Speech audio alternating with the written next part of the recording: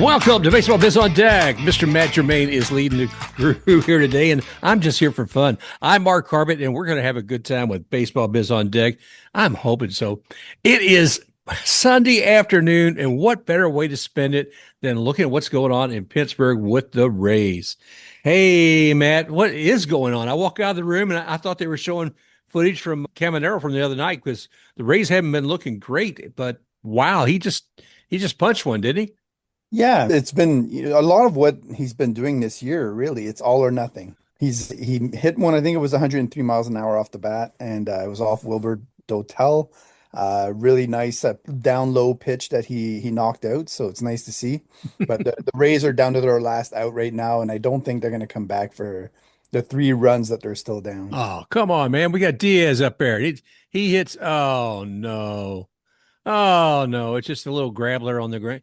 And it's right over to first, and he is out.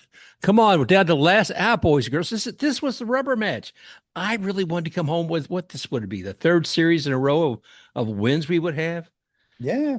Well, you can't be too mad after 2 sweeps in a row Yeah. to lose a series to a really good team. Like I've been really encouraged by what we've seen from the Pirates. When you put a whole bunch of new players together on a team, Hmm. sometimes there's a time period where they don't seem to gel that much. They seem like they've gelled. They've brought in the right kind of people that are either really hungry to prove themselves, like Spencer Horowitz is a good example. And I think he was Oh, there last year as well, right? He's got some power, man. That bat is legit. Same thing with Brandon Lowe and Marcell Ozuna. I've been hearing more and more good things about, even though he was caught with the cheating things, etc. Now he's making a name for himself in other ways in Pittsburgh. But more than anything, Mark, that stadium. I watched the Rays there and we don't get to watch it often during the year, obviously. I just love that stadium. I it's would, beautiful. yeah, it's a great stadium. I mean, and you view the bridges over at the Three Rivers, and the setting is fantastic. Well, it looks like the Pirates have won, and I'm very happy, I guess, for Brandon Lau and Mr. Mangum. And it's always heartbreaking when you're playing X-rays and you look out there and you see those guys and you wish them well, but not well enough.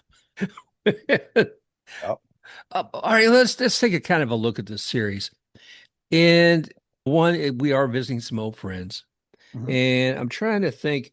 Well, the last two games we had Drew yesterday on Saturday. Today we had Shane, and was it Martinez on Friday?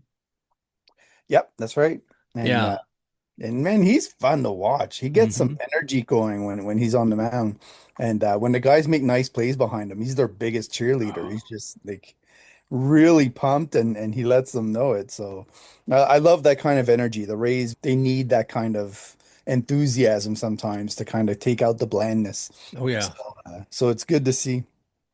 Well, and he had the best performance of all. If you look as far as Mhm. allowing runs, I think both Shane and Drew gave up at least 4 runs each, and it's like that's very uncharacteristic of both of those guys. So one thing that I noted with them, both of them, is once they allowed the walks to happen, it's like something switched in their heads and they were Yeah. so angry at themselves that they couldn't let it go. And Yeah. there's something about that competitiveness and that demanding excellence from themselves that's taking away from their performance on the mound. Some of the best pitchers that I know of all time, Pedro Martinez, Roger Clemens, and Mm. others, they were able to just brush that off like water off a duck's back, right? Like they weren't haunted by the walk that just happened or the misplay or whatever it might be.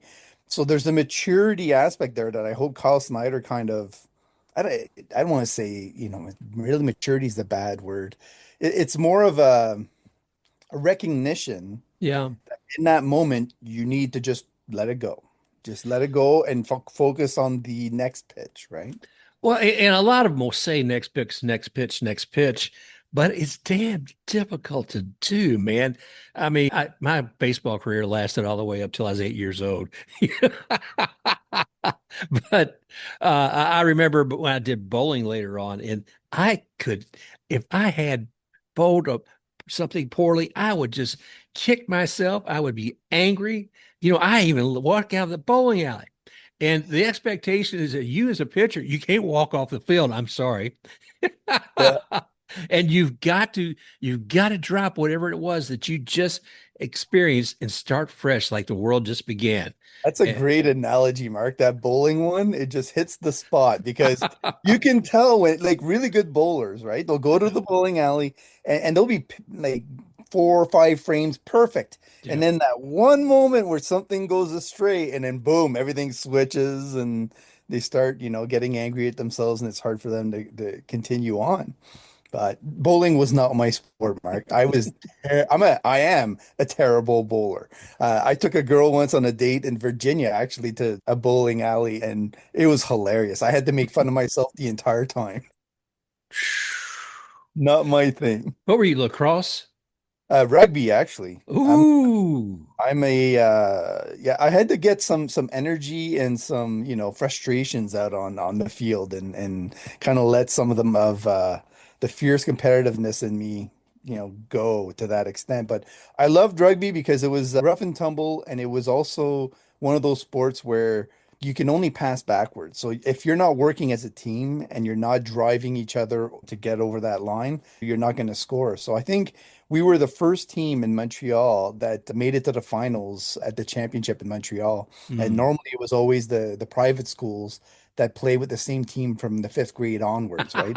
At the run of the mill. So we were pretty proud of that team. And a couple of the guys ended up going and playing college football also, like Texas A&M and a Wow. couple of other ones. So we had some really serious athletes on that team. It makes a difference. And if you enjoy it, even better. But I always liked at the scrum, you'd see all these massive people coming together. And I had a good friend of mine. Well, he was, he was everybody's good friend. He's a real good fella. And he was a big man too. His name, he was a nickname was Bear. That's the kind of guy you want in there. Oh my gosh, I could talk about Barrett all that for back. Well, I want to bring us back to some of those pitchers who have difficulty having the mindset to continue on fresh with each pitch. And what was it? I mean, I think it was when we had Glass now years ago. Didn't he have like a Zen coach to kind of help him get through some of that? It's a good point, though. The Rays were one of the first teams to look at the mental health aspect of our mental focus, or I don't Hmm. remember what they called it originally, but there was like a handful of teams that did it in similar time frame. But sports performance, I think, is how they term it in the front office. And I I know that you can stub your toe walking around the house and get like way more angry than you should, right? So Yeah. it doesn't take much for humans to react in certain ways. So it's one of those force of habits that you have to make where it becomes habitual and it becomes one of those things that you don't really remember. What was the movie with Kevin Costner where he's pitching the perfect game? Is it called Perfect Game? Oh, that sounds right. I Yeah. have to plead ignorance again. It's almost like you have to distract your mind to be able to be emotionless, like in a way. You're kind of Your universe is from once you pick that ball up in your hand till when it goes across that plate, and then Mhm. that universe ends, and then you start again, man. It's a fresh new universe. Yeah, But I can't think of many people who could do that. I know I'm not it, but it is just amazing. I mean, watching those three guys, and one of the pitchers who we didn't see this in this series, obviously, was Mats, and he's looking pretty good too. yeah, I was really concerned with Drew and with McClanahan during the series, and partially because I don't want either one of them pitching too much. I think Shane may have got up all the way up to 90 pitches, or maybe even a little bit more today. And I say any good pitcher wants to continue to pitch and pitch and pitch and pitch, but there has to be this balance. And when you've already given up 4 runs, you can't be surprised when the manager comes and pulls you with 90 plus pitches. right. And I think it's important for the Rays right now when you're looking at AAA. Hmm. So at the beginning of the season, we thought we had all these people that were going to be, I don't want to say dominant, but we're going to be, performing to the level where you're like, okay, if we need to call up a couple of guys. We've got some spares, right? Yeah. But now I'm looking at Durham and I've been watching some of their games and I don't think the same way anymore. Do tell. And I'm thinking the Rays need their starters to keep starting right now and to stay healthy because it the level of the drop off from what they would have had to what they will have if they need to call somebody up is pretty steep. There's some guys that are working out some technical issues. Thankfully, none of them seem to be velocity related. They more seem like mechanical problems that they have to go through, timing mechanisms, etc., just to kind of hit their spots and be as aggressive as they should be. But like Hopkins in particular, just looks like he's going to need a good half season before he's ready. And so Joe Boyle, it was another one that we've seen on occasion, and he's good. But there's some guys down there that are really struggling. So the more the Rays can stay healthy, and that's always going to be the case anyway, the better off they are. But especially now where they're kind of near the, I don't want to say in the hunt because we're what, 20 games in, 21, 22 games in. But you're doing better than expected, so you always then get encouraged. So where we might have looked at Mats and Martinez as potential trade pieces at the Hmm. deadline, now we're looking at them as valuable assets if we're going to be competing. So it's one of those things where all in all, when you're looking at the season, I think today was they allowed 6 runs. So it means that for, I don't know, five, six, seven. So 7 games out of the last 16 or whatever, they ended up allowing more than 4 runs. Hmm. So the Rays have done the opposite, where they've actually scored 5 or more runs 9 times. Wow. Which is kind of nice, for an offense that wasn't supposed to produce. And I Oh, sent out a tweet today about that where I was like, or a tweet, I sent a tweet. don't Oh, say that word. that's terrible. I sent out some information this morning Hmm. where I was looking at Did you sky it? I'm sorry. Go ahead. I don't know how you say it. I don't either. Flap it, you flap it. I don't know. But it's on Blue Sky, and Yeah. and it had to do with where the Rays are being successful, and a lot of it relates back to Chandler Simpson as an example, Yeah. where he just recognizes who he is, and he's making the most out of his assets. Hmm. So he's one of the top people in Major League Baseball in terms of the lowest strikeout percentage. Yeah. He's making the most, some of the most contact. He's improved defensively significantly. Out of all the Rays, he's improved the most, and he's the only one on the top 30 list for the defensive rating that Fangraphs uses. That's across Major League Baseball. And there's a Wow. few catches that he came so close to making, which would have propelled him even higher. So you're seeing that, and Corey Dickerson working with him is probably a huge benefit and factor to that. And the work ethic that he's said to have and be applying to it is Yeah. is off the charts, is what I've been told. So that is significant. And then there's also the bunting, the small ball, the willingness to look at the moment and say, we need to drive this run across the plate. Yes. How do we do it? And that used to be non-existent in the Rays. They've altered their lineup. They've got Junior in a 2 spot now, like we were calling for in the beginning of the season. They've got Aranda behind him, Diaz behind him, and that's starting to get them regularly putting the right amount of pressure on opposing pitchers to the point to where when they get to Diaz, they're just like, oh, all right, what do I do with this guy now? Oh, It's great to see. it is. It's been interesting to watch this series. Except I'm giving a little grief to the two guys, two pitchers I absolutely love and adore. Both of them had 2 tough games, or each one of them had a tough game this weekend in Pittsburgh. Both Drew and Shane. But man, oh man, oh man, the second game of this series, the Rays win, Rays win, Rays win, and it has to be one of the most grueling type of games there are. Let's see, man. What did we get all the way to 5 innings and then there's a rain delay? It might have been the fourth. I can't, Fourth. it was so long. I don't know if you remember, but the game was advanced to begin with because they knew Yeah. this was coming around, right? So they advanced the game time. They start the game. They hope to get through it and not have, but I think it came even faster than even they anticipated. But yeah, like you're saying, you could see it on cameras or on the footage. Like the rain was just coming down in a pretty steady sheet Yeah. sometimes, and they were continuing to play. So there was a moment where I thought they were going to call it and just end the game, and then I think you know some of the guys on Blue Sky were saying, this game should be called. Blah blah. I'm like, hey, some guys are just hitting home runs. Just let them go. It's Please. they're having fun. It's a little bit like when you're a kid and your parents are calling you to come home for supper, and you're like, no, no, no, we're just at the key moment where we're gonna end up winning it. So Oh gosh, it was fun to watch. And you're right. I think it was the fourth inning because at that point I can't remember if we had one run and they had four at that point, mhm. but it wasn't looking good No. at all. And giving up those four runs, and it's like, geez, my knees. And now we're going to have to go to bullpen. And boy, did we have to go to bullpen for a while, for a while, for another 9 innings once that couple of hour rain delay ended. And that was to come back to the rain.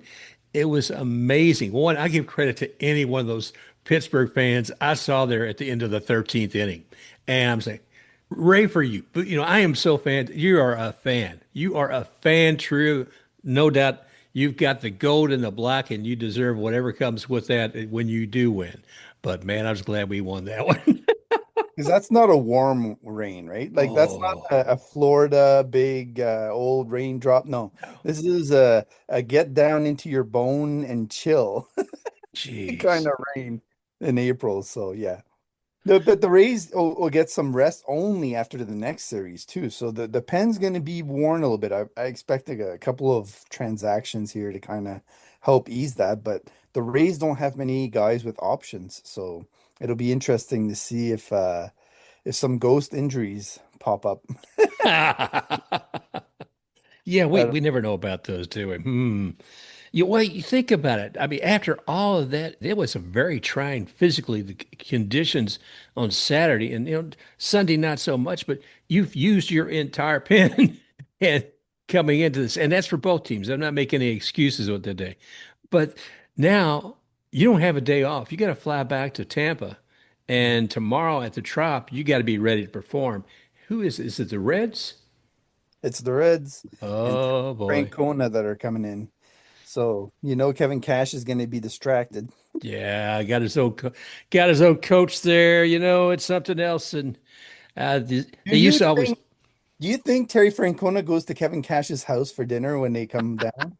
Like, do they share barbs or do they wait till the series is over and then break bread? I don't know because he pokes at Francona every time he's here, whether it's still in his little scooter or Mhm. God knows what else. And yeah, I don't know. I hope so. Now they both were catchers too, weren't they? Yeah. I want footage, Mark. I want footage of them Uh-huh. at a steakhouse or something, like TMZ style. And Hmm. somebody's listening in on the conversation and then they're hassling each other and then we'll just make like a fake controversy about it. Yeah, I'm not working tomorrow. Maybe I should hang out outside the stadium and see about, tracking some of these people down. Of course, that's probably illegal, but anyway. Uh, yeah, they don't want you to get arrested for stalking. No, no, no, no, no. Uh, Oh gosh, no, that I love it. I love the all the relationships in baseball, and as much as I hate trades, it's interesting to see players who've either gone up through the minor leagues facing one another in the majors, or maybe like this week, seeing players face one another who were just on the team last year. It One more thing about yesterday's game and the Rays win. There were a couple of questionable things that went on about whether or not a catcher who had asked for a review about tapping his hat, and whether or not the umpire saw it and or if he just ignored it. And I think that was the one where Kevin got upset enough, and Kyle Snyder got very upset, and were taken to the field. And I thought, oh, come on, guys. It's been a long game. It was probably the eighth inning, I believe, maybe at that point. And it was just, come on, please. But everybody was torn and frayed at that point. So I get the intensity of that. And I got to say, that Rays team that played yesterday, again, it's one of those, get it to a tip of the hat, just the 13 innings. And the same for the Pirates for sticking it out with that. Um, I would like to ask you, Matt, watching today, actually this whole series, Cedric Mullins. Now, he came on offensively better than I had hoped, but today there were a couple of plays where I thought he should have got a ball in center field, and it just didn't happen. Yeah. And I, I don't know what to think. This is the part where I expected the most strength. I was seeing less, and I didn't expect to see him be doing as well as he has been with offense. I've been watching Jacob Melton in Durham, and there is no doubt in my mind that will be the center fielder by June. Wow. It's terrible what the reads that he's getting off the bats in Yeah. center field right now. I mean, Johnny DeLuca is a great center fielder as well. So like there's another road that they could go with right Yeah. away. And I would say that the work that Chandler Simpson is putting in, yeah, he could be equal to what Cedric Mullins has been showing so far this year. But I firmly believe that Cedric Mullins would be better served by being what the kind of role that Manuel Margot used to serve with the Rays, being in right field and then just being a platoon guy, Yeah. basically. He's there and he's sharing time with Ryan Velade, who's looked really good. And so I think it's coming, but again, Jacob Melton has to get the back going, which has happened recently. He's had some better games. I don't think it's far behind. And I touched on the outfield depth that the Rays have in the system right now, and it's impressive. Like there's a glut of guys down in A plus and below, which you can see coming, Mm. including Tatton Gray is one he's playing first base right now, but he was a catching prospect before, and he has the arm to play the outfield and the athleticism to play the outfield. And I really think that's probably his landing spot when all is said and done. But that team is so loaded with outfielders that right now they have him playing at first base. So Wow. all that to say that his power, like he's hitting balls 110 miles an hour. He's 18 years old in A ball. And that guy, I think the average exit velocity that he's managed so far is in mid 90s and above. Like he's just tearing the label, and he has a great approach at the plate, great eye. His on base percentage is off the charts. He should be right now in A plus. Like he's really showing the maturity that I expected from Brendan Summerhill, who's also on that team playing center field right now. And I'm surprised coming out of 4 years of college that he's struggling as much as he is down in A ball. But he'll figure it out. He'll come around. And then they've got Theo Gillen as well in A plus, who's really doing a great job there. So you can kind of see that you combine those guys with Jacob Melton and a few others that I haven't mentioned yet, like the one Austin O'Verne that they brought over from the Orioles. A lot of speed, can cover a lot. But when you look at the glut of what they have accumulated from all of those, either top draft picks or from trades, they're all left-handed. They're all 6'1" to 6'2" and above. And they all, well, I say left-handed. Tatton Gray is actually a switch hitter. So, Okay. but they all can hit left-handed. And so it's an interesting mix that they've brought in that I've been crying for a long time, is to find the ability to succeed at above average levels against right-handers. If you can do that as an MLB team consistently, you're set. You don't really care what happens against left-handers. There's 20% of the league. So that's the encouraging part. So when I look at Cedric Mullins, I definitely believe he's got the ability to help the Rays. I don't think his role is long term. He's one of those pieces that even if they are competing, I could see them moving him in the right deal to get something else in return that they are looking for at that moment, because then they can bring Jacob Melton in and do some other things while still improving. I'm glad to hear there's options out there. I just was kind of sad because I know this, that Cedric's a little bit on the back end of his career at this point, but I thought the offense that he's been delivering was good. But yeah, there was a couple of things out there today. You thought, well, a player of your stature should be able to get those, and if not, then yes, something needs to be made. And glad to hear there's somebody like Melton Do you out there. remember Carlos Gomez? Like used Yeah, to swing out of his cleats, go right? go. Like Yeah, Cedric Mullins is like halfway between him and Chandler Simpson, and yeah, I wish he were closer to Chandler Simpson because he has the speed to get a lot more infield hits, to get a lot more contact. Yeah. And one of the things that I measured with Chandler Simpson recently is that he has like one of the five shortest swings in the league when you Mm. talk about the bat statistics that they have. So if Cedric Mullins were to shorten his swing and not aim for the home runs like Chandler is as much as he does, I firmly believe he'd hit 300 and above every single year because he has the hand-eye coordination. You can tell. Like it's just that taking too long of a swing, trying to be the home run hitter Yeah. he isn't, right? Be satisfied with 10 home runs instead of 18. And then get a higher average, get on base more, do more damage with your legs like you should, right? Well, it is interesting out as you're pointing out earlier, the Rays are playing a bit more small ball, Hmm. and it is paying off. You know, go ahead and get that pop fly or whatever, and get the fella over to third, whatever it's going to take. There seems to be some more strategy involved than just trying to hit home run after home run after home run. And as a fan, I find that more entertaining anyway. What am I going to say? I don't like home runs.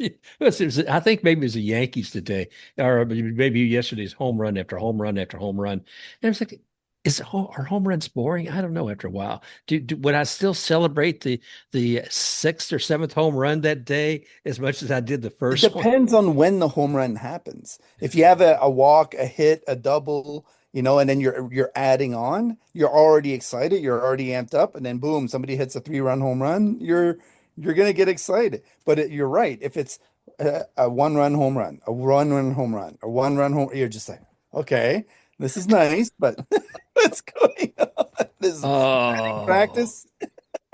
jeez, Um, jeez. yeah, It is. I meant to say something a moment ago where you were talking about Melton too, and your sense of what's going on with the minor leagues. It's funny because some of the time I'm able to see what people have been, listening to on our show and some shows they go back to. Well, I saw one this morning from when you and I had a show November 2021. whoa. Yeah. Yeah. I think it's one of the first Isn't ones that long, Mark? I'm telling you, I know I kind of thought that too. And I think it was one of our first ones. And Yeah. I was introducing you about like being the king of prospects, which you are. And the sense of the depth of the Rays system. And I am so glad that that is something that you've really become uh, adept at. And because it does give the rest of us who love our team an understanding of what the future holds. Right. One of the things you and I've talked about in the past, though, is catching, and we haven't seen that as part of the farm system development. Right now, I was worried. I've been worried since Darno left. Okay, and but I'm not disappointed at what I've seen in Fiducia and Fortis. They both have seemed like they're doing pretty well, and they're getting on base. Good Lord, thank you for that. Because how many times do you have a catcher that you might as well have a pitcher up there batting sometimes, and some of the catchers we've had because the talent hasn't been there. So I know at least once I saw Fiducia get on base today, and it's like yes, yes. Anyway, do you feel good about those two guys? You feel better than them that you did at the beginning of the year?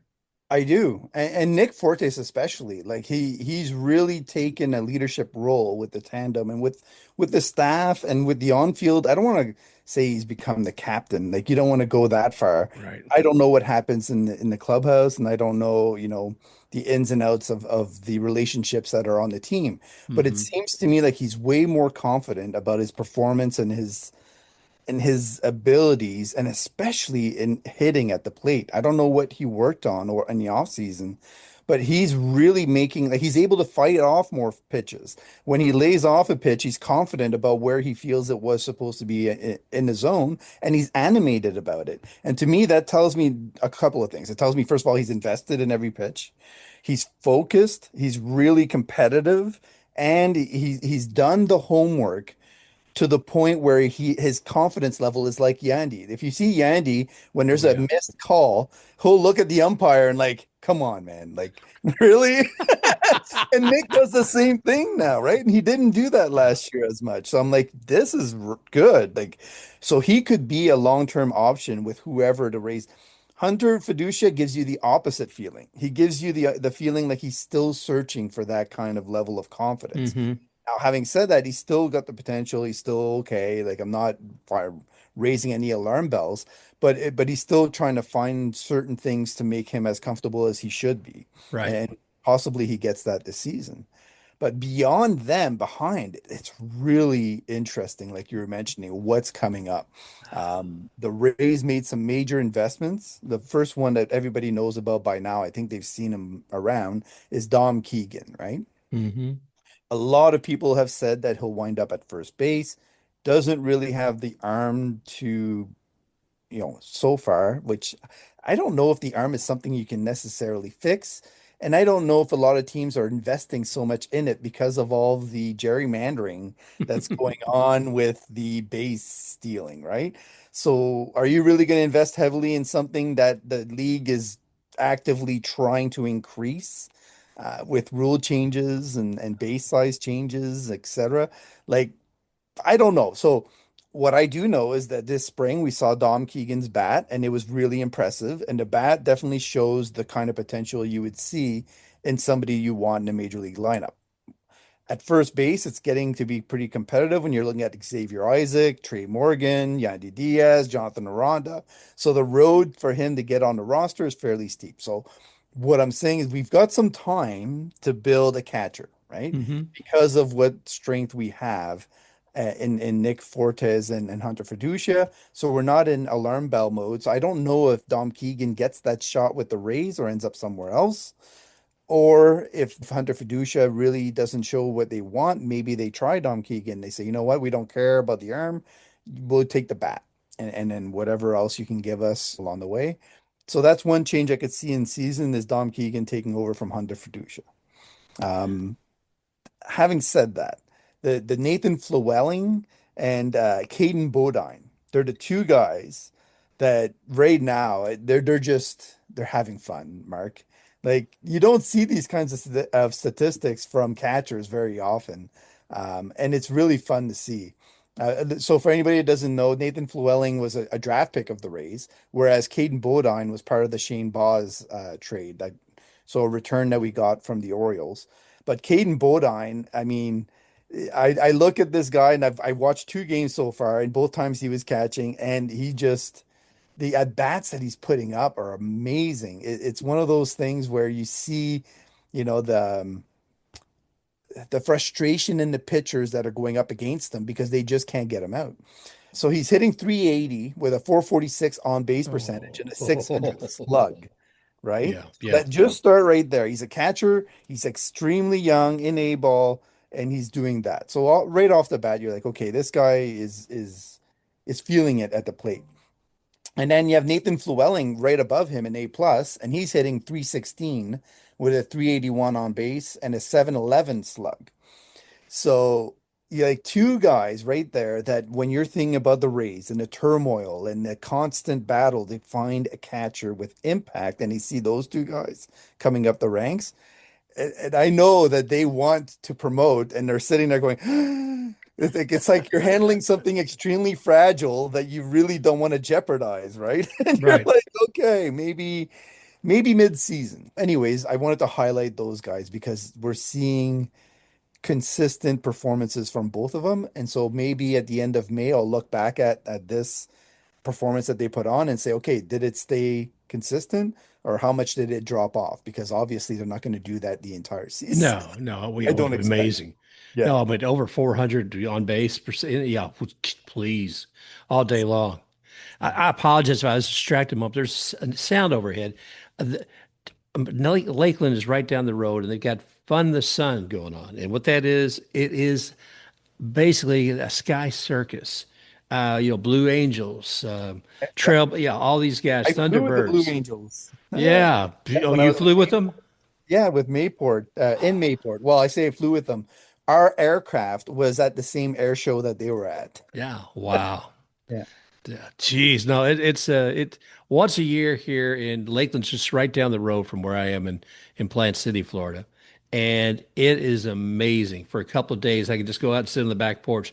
I got a great little lake to look out at, but in the sky, I see these formations of these fast jets going by. Good gravy, or a little Fokker or something or other is going across from World War II, World War One. It's a propeller plane. There they go. There they go.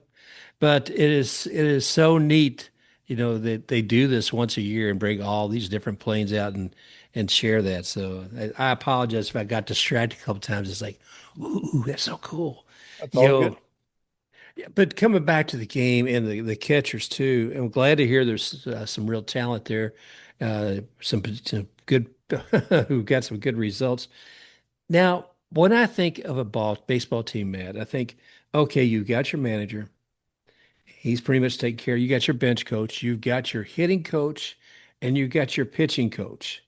Now, what I'm thinking of as far as should there be a coach who focuses solely on catching? Who would The Rays brought somebody in this year for that. tell Uh, me? I think well, I say that because I think we're not alone um, in thinking that the Rays have had a rough time when it comes to figuring out a way to improve the outcomes of all their catching investments, right? Hmm. So when they brought back Ozzie Timmons, there was a kind of a same kind of influx, I guess, of a review of all the coaching positions that they have. And so there's 14 people, I think, that they have on the staff in total. 11 of them were returning. Um, and they have all kinds of roles for them, but one of them is a assistant bullpen catcher called Misha Dworkin and a bullpen catcher called Charlie Valerio. And they're supposed to be help review how work with the catchers is focused through the system and on the team itself. And so it's one of those positions where you're not really sure how deep it goes or how many times they actually go through the system or talk to others. But I do know when you're talking about a team that has as many issues finding catching help as the Rays have had, it's a welcome thing to actually increase the number of people that are focusing on that position. They also, if you look down at the coaches or the coaching staff that as you go down through their system, there always seems to be that one that was a catcher and among the staff. And it's whether or not it's a first base coach, a third base coach, a bench coach, etc. There's one on each team that is, primarily a Has had catcher. that perspective. I mean, that's Right, That's the right. thing, because if nobody in the room has lived that experience, you got to wonder how that can be communicated. I mean, it's like if you got a brain surgeon coming in, but the idea is basically all you have to do is set a bone, or vice versa. You got to have the right doctor for that. So if you've got just doctors in general, it's fine, but you need a doctor for a catcher. So and somebody who's had the experience, and it sounds like I'm glad to hear that there is at least maybe one particular person on the coaching staff that has that. I love it, brother. Look at who all we got there. I love seeing Corey Dickerson back. I love seeing Ozzy, back as well. And it's I feel like an old home day or something. Some of these guys coming back to the Rays and coaching as well. Yep. I did want to talk a little bit about the Reds that are coming in though, and Please do. that division. Have you looked at their records yet in the entire division in the NL Central? No, let me go back to that. Not recently, to be So honest so with the Reds are 13-8. I think they're going to lose today, so they'll end up being 13-9. But every single team in that division has double-digit wins. So the Cubs are at the bottom right now, and they're 11-9. Just to give you an example of like people are calling them the new AL East, right? you. I don't think I think you have to do it longer before you can call yourself that, but it is becoming one of those divisions that is extremely competitive, and they've been so down and out and kind of forgotten. We talk a lot about the Dodgers, we talk a lot Yeah. about the Mets, we talk a lot about all the East Coasts or West Coast teams. Too often we forget about the Central teams. And I find like the NL Central is finally grabbing the attention of the league, and I'm hearing more chatter, seeing more highlights, more of the players that people are following are from those teams. Yeah. it's really encouraging because I find the league is healthiest uh, in terms of spirit and overall coverage when you have the central team divisions being of impact, right? And I mean that as a whole, not one team, not two teams, like the No. whole division, right? So it's great to see, and I think that it's going to lead to a lot of interesting trade deadline maneuvering by all of those teams. Because think about it, their GMs are not used to that. Their GMs are used to certain teams being at the top, certain teams being at the bottom, and it's pretty much sorted out by mid-June. Whereas now they're all going to be in the hot seat. They're going to be competitive, it seems like anyway, and they're going to be trying to push themselves above the other ones. So I'm seeing this for this reason. The Rays, who are prone to taking advantage of those kinds of situations Yeah. a lot of times, are probably going to be very interested in what these teams have to offer should they ever fall off and end up a little bit behind the eight ball when it comes to the trade deadline. But the more we get near that trade deadline, which Mark, we're a ways away. I'm not Yeah. ringing any alarm bells, but I'm just putting it out there because again, we're going to welcome the Reds. There's going to be even more chatter, and when you're looking at how competitive Pittsburgh was against the Rays, Yeah. and we had to claw for the one win, and then you're going to see the Reds, being just as competitive. It gets to be a lot of fun, and you can't just look at the schedule now and say, "Oh, it's an NL Central team." Well, we should win the series. Yeah, I mean, we both I mean, in the past, we looked at Central teams like, oh, yeah, that's nice, expecting wins. And I'm Mhm. looking right now here, and it's Sunday, and it's almost 5 o'clock. So I'm not sure what games have participated completed yet, but we're looking at NL Central Reds have got their 13-8, Brewers 12-8, Cardinals 12-8, Pirates 13-9, and Cubs 11-9. And it's like, yeah, yeah, man, you got four of the five teams with 12 or 13 wins. I mean, And you look look, at their run differential as well. Like they're really healthy yeah, for three of the five, right? exactly, exactly. And their last 10, they kind of mix 6-4, 4-6, 5-5, 7-3. There's not like any one of them just completely knocking all the rest out. But when I do look across National League, one team that looks like it's in a lot of pain, and that's the Mets. They're 0-10, baby, in the last 10 games. I mean, they are 7-14, a 333 average. And I was talking with a Mets fan yesterday, and they just wanted to bow their head and cry. Yes. I said, is that a New York Yankees hat? No, that's Mets hat. Oh, I'm sorry. I saw the NY. I read it wrong. What can Really don't know how to, I think the Bo Bichette move this offseason was the only one that I supported where I was like, Yeah. okay, now you're making yourself better. But I think they have a clubhouse issue or a leadership issue on that Mm, team that they still haven't resolved. I don't think trading away Brendan Nimmo was going to, mm. change that. Marcus Semien was on the back. I mean, all the decisions that they made, we can go over and say, yeah, that was it. That was it. That was it. And like we're just casual fans, right? And I'm sure ex GMs or actual GMs have a stronger opinion on it. Um, but it you know how when you look at the Cardinals, right? And you're like, okay, the St. Louis Cardinals were supposed to go through what everybody was determining was going to be a long, complete makeover. And what did you just say their record was? Yeah. Let's see, the Mets, the last. Oh no, the Cardinals. Oh, hang on. The Cardinals. Let's go back there just a We're second. like 12-9 or something like that. Yeah, they're 12-8. They're 12 and Yeah. 8. So they were supposed to be in a complete makeover. They traded away Brendan Donovan. Why aren't they down in the dumps? Because they build a cohesive team Yeah. from the bottom up all the way through the organization. The Mets plug and play free agents. It doesn't work. That is the mantra of a losing franchise. It's one that can't produce enough talents, right? It's not it's not sustainable long term. You can get lucky. The reason the Pittsburgh Pirates didn't invest heavily in their roster until this year is because they hadn't produced that kind of system yet. Yeah. And Ben Charrington's been working really hard to produce that influx of talent so that they all are in sync to the point where when you make that investment, it has the impact that's desired with very few additions making a huge impact. The Mets just have never gotten that for Mm. whatever reason. I wish I could be their GM, Mark. Just give me the job. I'll send my resume to Steve, and he can just let me know how much I'm making, and I'll do it all remotely from Yarmouth. And he doesn't even have to give me an office. I'll send him the moves, and he can just stamp of approval them, and we'll make it so. Especially if he's paying in American dollars, Mark. It'll be Oh very God. powerful. Jeez. Oh my gosh. Okay. Well, we'll have you as the GM there, and if that's the case, we'll bring Jane Levy in as the commissioner, and everything will be great. Yeah.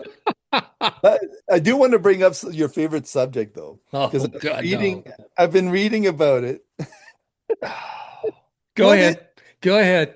what is the torture chamber going on in Tampa right now? Oh, jeez. Everything I'm reading is like, oh, not again. Yeah. There's a reason I don't talk about it that much, Matt. I mean, it it absolutely enthralls me, but at the same time, it's like watching a train wreck and watching it in a loop, and you can't do anything about it. And it's like that railroad track has not been fixed yet, and it's not going to be fixed yet. And I don't know what's going to happen. I feel sorry for Commissioner Ken Hagan because he's out there. He has a sense of positivity. He wants to make this thing happen. And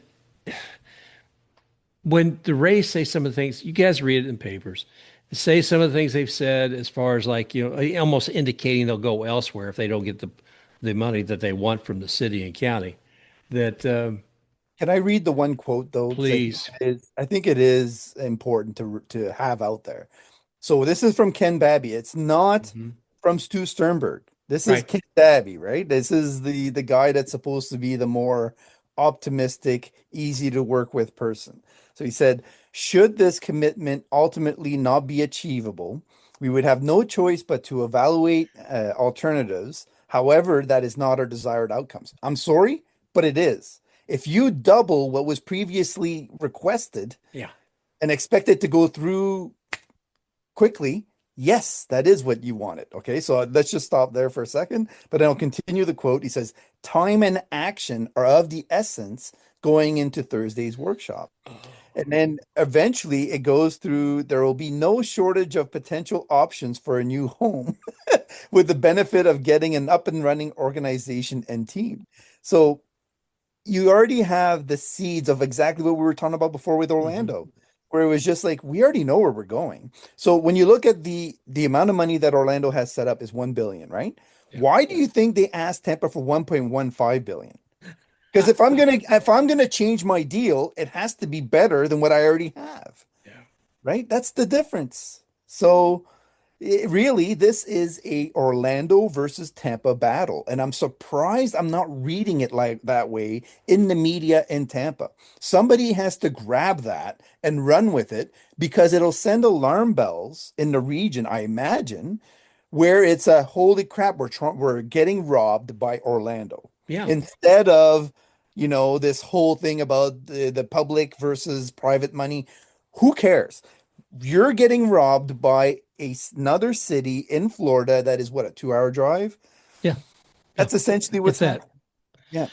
Oh gosh. It's just I don't know. I mean, I said it before. Was that Who song?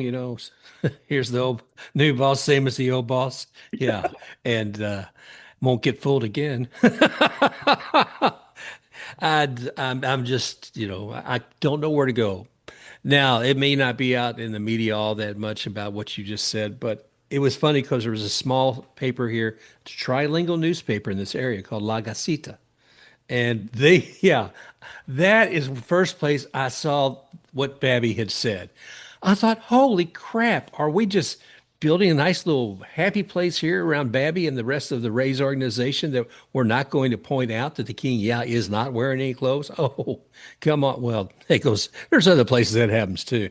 But coming back to it, yeah, it's not being analyzed as much as one might think.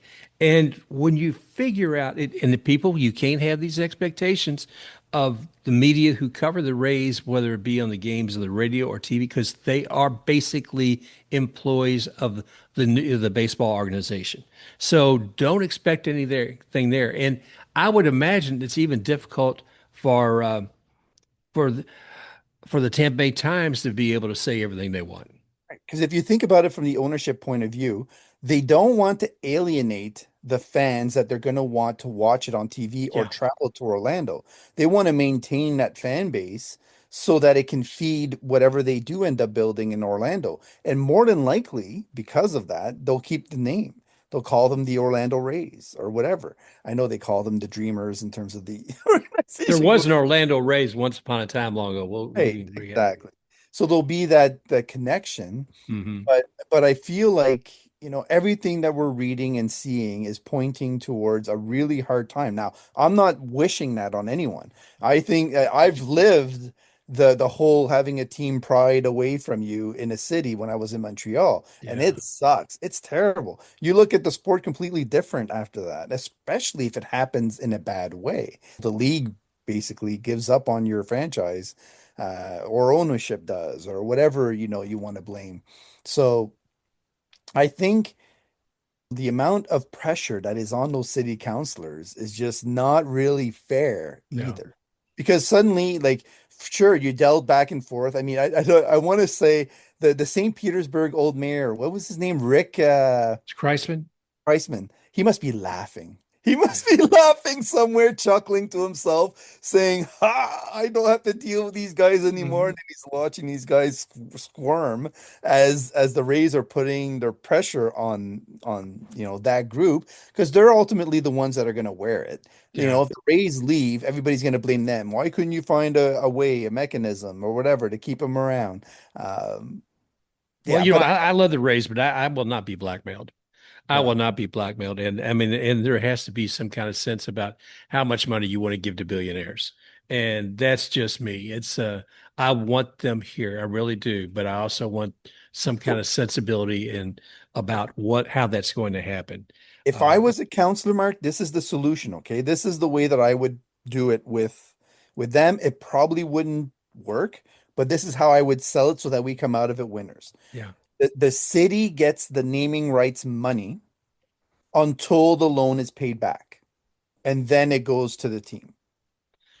I think, you know what, that we should get megaphones everywhere and shout that because somebody needs to hear it. I think that is a great combination of way to take care of that whole deal, to find some kind of common ground and say, yes, we are making an investment with you, but we are expecting something back from it over time. And I think that's But reasonable. there's no real, like, nobody can argue against that because No. you're investing in the team, you're getting all the construction jobs, all of this, all of that, you're keeping the team, you're paying back the thing, right, that you lent them. And then once it's paid back, the team inherits that back as they should, and then you're good to go. Maybe you keep a maintenance thing or one to pay for the infrastructure or the Yeah. transportation, whatever that portion is that you need to maintain. You keep that as part of the naming rights, but the rest of it goes to the team and they get that as profit going forward. Like, to me, that's the working together angle. But nobody is going to propose that because there's not a real negotiation going on. The decisions have already been made before the Yeah. vote happens, right? This is That's the shadow problem. theater. This is Yeah. shadow theater, man. And it's like why I don't want to be invited to a party or a play. I don't want to say this. I don't want to be invited to someplace where I already know there's a foregone conclusion. If I knew when I walked into a ball game that somebody had already determined who was going to win this, then why would I even be there? And that's how it feels sometimes going through with what the Rays are proposing and the expectations. It's like you're staging this. You're staging this to work the other one. And it isn't right. It isn't fair to the fans. And we're not all ignorant. There's a lot of things going on in this country right now where people have maybe turned their head to one side and didn't see things. But it's funny. Some people who you're not really wanting to acknowledge those things about, they grab your head and pull it right back to it anyways. Oh, you really are saying that crap? Well, that's sometimes how I feel about what's going on with the Rays. Oh, you're really saying that crap? You really do love me though, don't you? But yeah, well, let's find a more positive way to end Absolutely. this show. Hmm? Yes. Yes, absolutely. Let's do Okay, let's one. Yesterday, I was helping out with the Tampa Baseball Museum, and we were at what was it, Forest Park or Orange Grove? Anyway, it was a little league, and they were having a home run derby. And so these kids are having a home run derby. After that, they had a kickball tournament between parents and kids. Yeah, 15 and under, 15 and whatever. That was it was fun. But here's the thing. I've done one of these before. It was in Palmacia with the Little League in the museum. And you see the history of great baseball where it starts. Because in Palmacia, I would also have to acknowledge that is the Little League where Wade Boggs came up. Mhm. Now, the other day where I was, you look up there and it's where Kyle Tucker came from. And so to me, seeing the fun that those kids are out there playing and having, and not travel ball, community ball, and seeing them having that kind of fun with a home run derby, to me, that's what baseball is all about. And you and I've talked time and again, go see your high school, go see your college, go see your minor leagues. And folks, you can forget about all the billionaires and all of that. You just go out there and see some fun, some kids who enjoy the game, and hopefully some parents and other people, family members are supporting them as well. So that's what I want to say. Kudos. Thank you guys for inviting us out to those Little League events. And it's what warms my heart. Well, other thing, we had Josh Weaver on here. And he was saying above 500. You and I were very, very pessimistic about it. I mean, it's only 20 games now, but think of that. What's that, 1/8 of the entire season? So it's a bigger chunk than you might think. And it can be above 500. We'll see. I have to admit, Mark, like whenever, like I historically have been the optimist, like, but I've been able to nail down the issues that might weigh the Rays down. So Yeah. in 2018, 2019, 2020, like I was very on the ball in terms of figuring out what was going to help them and kind of hinder their progress. And then 2020 happened. I called the World Series. I called the playoffs again, 2021, 22. I just got the feeling like there was the league had figured the Rays out. Now, Mm, I don't think most of us or the league thought that they would embrace the small ball aspects as much as they have, because yeah. that does change things, right? It kind of took me by surprise the amount that they were willing to take what they were given. And that hasn't been historically Kevin Cash's strong point. Huh. Like he's been very stubborn in letting the guys do what they want to do. And I feel like now there might be a little bit more controlled, or the team is coming together and deciding that is the case, whichever one, it doesn't really matter. So the product on the field changes because teams are so much more hard to play against if they're doing that. It's actually antagonizing to them because they're trying to stop it. They're doing their best, but it forces errors. It makes them look foolish. They get frustrated. Like we were just saying with Rasmussen and Shane McClanahan, you make a mistake and suddenly your brain switch Yeah. turns.